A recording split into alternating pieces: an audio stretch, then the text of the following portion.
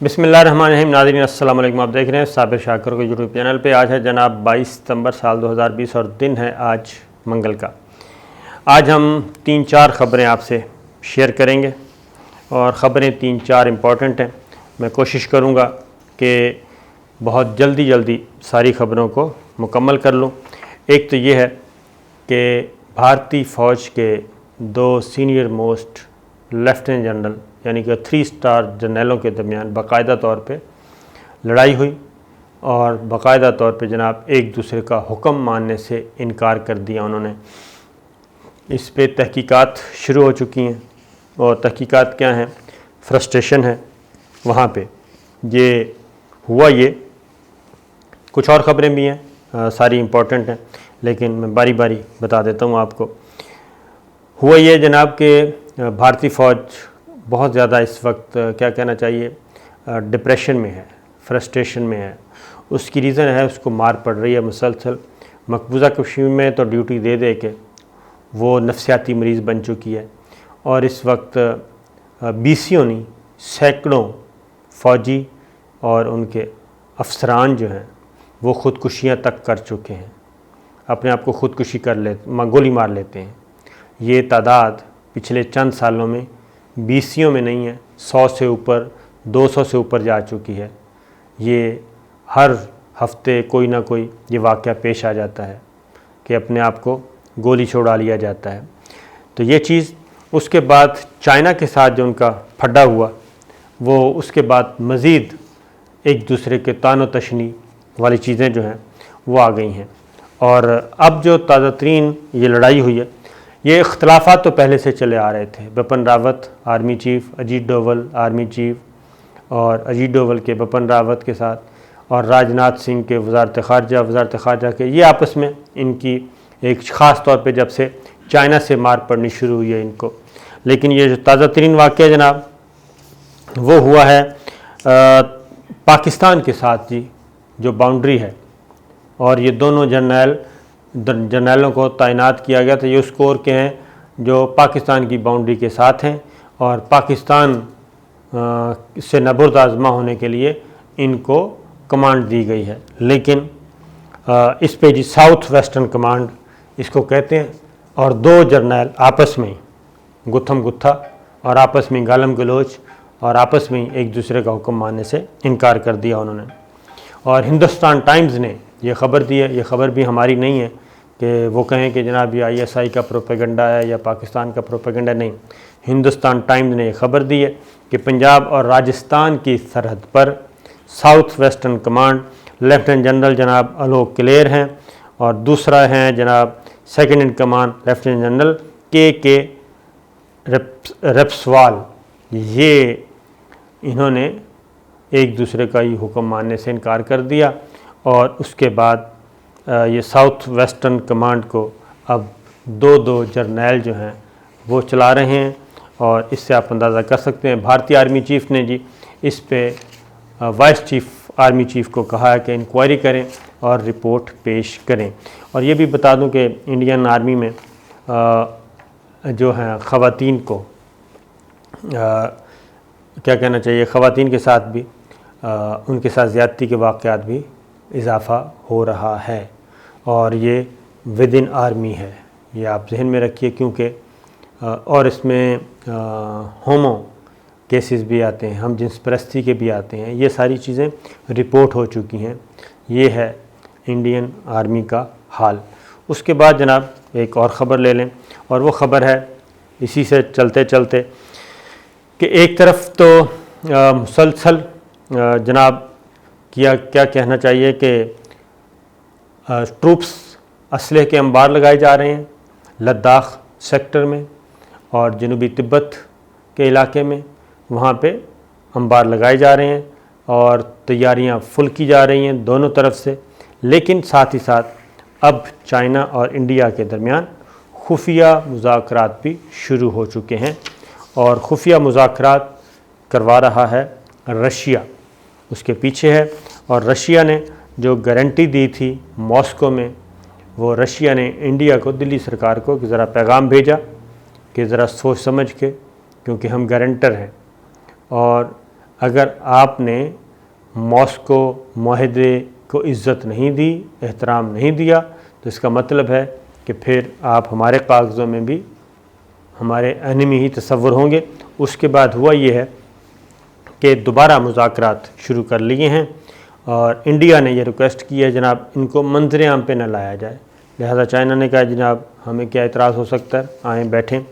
تو ملاقات ہوئی ہے، یہ پہلے مذاکرات ہوئے ہیں جی، جو کہ بھارت اور چین کے سینئر فوجی کمانڈرز تھے اور وزارت خارجہ کا، اور بھارتی وزارت خارجہ کا بھی جی ایک سینئر عہدیدار اس میں موجود تھا اس مذاکرات میں۔ لہٰذا اب جو ودن انڈیا جی انڈین اسٹیبلشمنٹ جو آپس کے اختلافات ہیں، کیونکہ پہلے یہ ہوتا تھا کہ ملٹری لیڈرشپ ایک بات کرتی تھی، کوئی کسی ایگریمنٹ پہ پہنچتی تھی، تو جو آپ انڈیا کا دلی دفتر خارجہ ہے، دلی کی سول حکومت ہے، وہ اس کو نہیں مانتی تھی، ڈس اون کر دیتی تھی۔ اب یہ ہوا ہے کہ چائنا کی ہی یہ شرط تھی کہ اب جو بھی چیز سالڈ مذاکرات ہونے ہیں پہلے آپ اپنے ہاؤس ان آرڈر کر لیں، تو اس کا نتیجہ یہ نکلا ہے کہ مذاکرات شروع ہوئے ہیں، اور یہ مذاکرات ہوئے ہیں جناب زیر اثر چین کا زیر اثر، یعنی کہ وہی آکوپائڈ علاقہ جو چین نے آکوپائی کیا ہے، مولڈو میں ہونے والی بات چیت جی یہ ہوئی ہے، اور یہ اس پہ اگین وہی بات ہے کہ اس کے مندرجات انڈیا کی درخواست پر ظاہر نہیں کیے جا رہے۔ تو جو کچھ بھی ہے جی مذاکرات خفیہ ہوں، اعلانیہ ہوں، بہت کیٹاگوریکلی چائنا جو ہے وہ دو ٹوک انداز میں ایک بات بتا چکا ہے کہ چائنا جو کچھ جن علاقوں پہ قبضہ کر چکا ہے وہاں سے وہ پیچھے نہیں ہٹے گا۔ یہ بات ایک پنچ لائن ہے جو کہ سمجھ لینی چاہیے، اور انڈیا مذاکرات کرنا چاہتا ہے تو کر لے، ورنہ چائنا کو جیسے جیسے موقع ملتا جائے گا وہ آگے بڑھتا جائے گا۔ اس کی ریزن ہے کہ آنے والا جو موسم ہے وہ موسم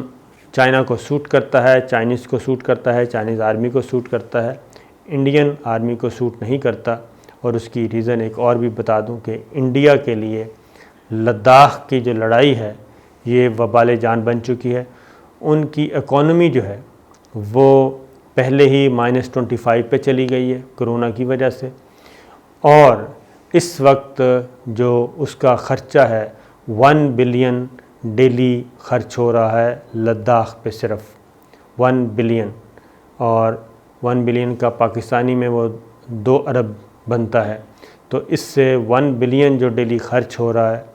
تو آپ سوچ لیں تھے کہ 365 ارب روپیہ ایک سال کا صرف اس شکست پہ یعنی کہ ہار پہ اس کا لگے گا۔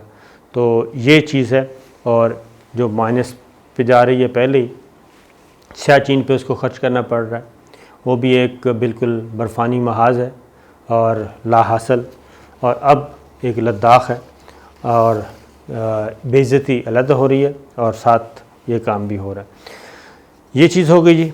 اس کے بعد اگلی خبر جو ہے ایک اور ہے، وہ بھی امریکہ اور ایران، آپ کو میں بتایا تھا کہ ایران پہ پابندیاں عائد تھیں، اور ایک ایگریمنٹ ہوا تھا جوہری عدم پھیلاؤ کا معاہدہ، اور اس کے بعد یہ اکتوبر میں وہ ختم ہو رہی تھیں پابندیاں، اور امریکہ اس معاہدے سے پہلے علیحدہ ہو چکا ہے، اور سلامتی کونسل میں 2 دفعہ امریکہ کو شکست ہو چکی ہے۔ 15 ممالک میں سے صرف ایک ملک امریکہ کی حمایت میں نکلا، اور یورپی یونین، برطانیہ، رشیا، چائنا سب وہ ایران کے ساتھ تھے، اس بنیاد پہ کہ جس معاہدے سے امریکہ نکل چکا ہے یا جس معاہدے کو امریکہ توڑ چکا ہے اس کی بنیاد پہ دوبارہ پابندیاں نہیں ہو سکتی۔ اور چائنا اور رشیا 2 ویٹو پاورز ہیں جی، وہ سلامتی کونسل میں ان کے بغیر کوئی اب پابندی لگ نہیں سکتی، اور پہلے اس لیے پابندی لگتی رہی کہ ایران جو ہے وہ کسی ایک بلاک میں تھا نہیں، اب وہ چائنا کے ساتھ باقاعدہ طور پہ آ چکا ہے، رشیا کے ساتھ آ چکا ہے، لہٰذا 2 ملک اس کو سپورٹ کرنے کے لیے موجود ہیں۔ تو اس لیے اب پومپیو نے یک طرفہ طور پہ امریکہ نے ایران پر پابندیاں لگا دیں، جس سے یورپی یونین نے ریجیکٹ کر دیا۔ یہ ایک شکست ہے امریکہ کو ایران کے بارے میں اور ایران کے خلاف، اور اس کی ریزن جو ہے کیوں ایران کی سپورٹ میں اس وقت چائنا اور رشیا آ رہے ہیں، اس کی وجہ یہ ہے جناب کہ اسرائیل کو جو تسلیم کرنے کا سلسلہ چل نکلا ہے، اس کے پیچھے بھی دو ٹارگٹ ہیں، ایک ترکی اور ایک ایران۔ دو مسلمان ملک ہیں، بڑے مسلمان ملک ہیں۔ ترکی ایک بہت بڑی دفاعی قوت، بہت بڑی معیشت، اس کے بعد ایران وہ بہت بڑی قوت ہے فیول کے اعتبار سے، یعنی کہ معیشت بہت بڑی ہے، اور خطے میں اس کی ایک اپنی لوکیشن ہے اس کی وجہ سے، اور وہ پابندیوں کے باوجود سروائیو کر رہا ہے۔ تو ان دونوں کو چیلنج کرنے کے لیے عرب ممالک نے بدقسمتی سے اسرائیل سے مدد لینے کا فیصلہ کیا ہے، اور UAE تسلیم کر چکا ہے، بحرین کر چکا ہے، سوڈان کرنے والا ہے، اور اس کے بعد آپ کو معلوم ہے کہ سعودی عرب میں بھی شدید ترین اختلافات اس سلسلے میں پیدا ہو چکے ہیں، اور وہ اختلافات ہیں کہ محمد بن سلمان جو کراؤن پرنس ہیں وہ ہر صورت میں اسرائیل کو تسلیم کرنے کے حق میں ہیں، فی الفور تسلیم کرنے کے حق میں ہیں، جبکہ کنگ سلمان جو ہیں، جو ان کے والد بھی ہیں، وہ اس حق میں نہیں ہیں اور وہ ریزسٹ کر رہے ہیں۔ اب یہ اختلافات جو ہیں باپ بیٹے کے درمیان، کنگ اور کراؤن پرنس کے درمیان، اب منظر عام پہ آ رہے ہیں، میڈیا کی زینت بن رہے ہیں، اور سعودی عرب میں صورتحال اس وقت کافی گھمبیر ہے اقتدار کے ایوانوں میں، اور محلوں کیا کہنا چاہیے جی، جو شاہی محل ہے اس میں حالات کافی کشیدہ ہیں، اور اس کی ریزن میں آپ کو بتا چکا ہوں کہ MBS ہر صورت میں ایران اور ترکی کے مقابلے میں ہر اس ملک سے مدد لینا چاہتے ہیں جو ان دونوں ملکوں کو نقصان پہنچا سکے، جو ان کو چیلنج کر سکے، اور اس سے وہ سمجھتے ہیں۔ اسی لیے اسرائیل کو سب لاڈ پیار سے یہ قبول کرنے کے لیے تیار ہو رہے ہیں، اور قرآن مجید کی نفی بھی کر رہے ہیں، اور کوئی مطالبہ منوائے بغیر یہ سب کچھ کر رہے ہیں۔ تو یہ سچویشن اس وقت گھمبیر سے گھمبیر تر ہوتی جا رہی ہے۔ تو جناب یہ تھی چند خبریں جو میں نے کہا آپ سے شیئر کر لی جائیں، تو اجازت دیجیے، اللہ حافظ۔